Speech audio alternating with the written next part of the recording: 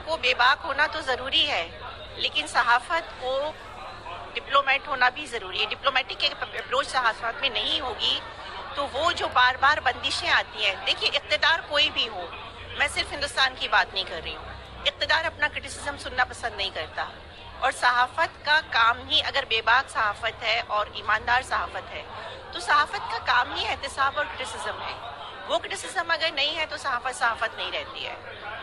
वो लफ्ज़ क्या हो कि हम अपनी बात भी कह दें और बुरा भी ना लगे। सर सैयद ने असबाब बगावत हिंद लिख के हमें बता दिया कि हम अपनी बात कैसे कहें, कि इक़्तिदार सुने और समझे। अभी थोड़ी देर पहले रेहान साहब ने कहा कि हमने अखबार में खबर दी, हमें बुलाया गया, बात की गई। सिर्फ क्रिटिसाइज करना ज़रूरी नहीं है, उस क्रिटिसिज्म के साथ आप उस हकीकत को भी बयान कीजिए। कौन सी हकीकत होगी आप नहीं जानते। तो ये बुनियादी चीज़ है कि 200 साल सहाफ़त में अखबार जब्त, तो अब देखें 1947 से पहले जितने अखबार थे वो बंद हुए या वो जब्त हुए। आज की तारीख में कोई अखबार जब्त नहीं हो रहा है, कोई अखबार बंद नहीं हो रहा है। उर्दू सहाफ़त तकरीबन 200 साल पूरे कर रही है। मार्च में 200 साल हो जाएंगे।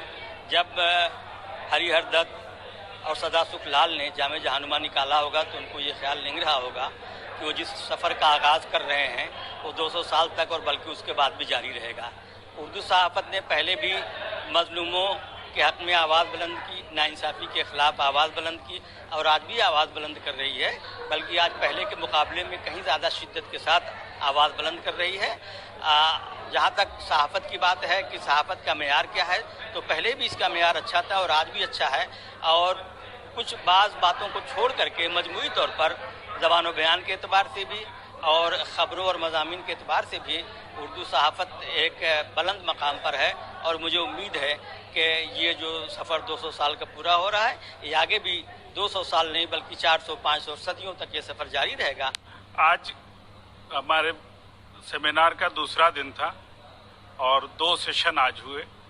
पहले सेशन में 10 मकाले और दूसरे सेशन में 7 मकाले पढ़े गए। इन मकालों के अलावा दोनों सेशन में 4 मजलिस सुदूर के अरकान थे, उन्होंने भी अपने तअस्सुरात का इजहार किया। आज के इस पूरे दिन से हमने कोशिश की कि उर्दू सहाफ़त के 200 बरसों में की तारीख़, कदीम तारीख़ भी और जदीद तारीख़ भी दोनों हमारी गिरफ्त में आ सके और दोनों के मसाइल और दोनों के का इख्तिसास भी हमारे सामने आ सके।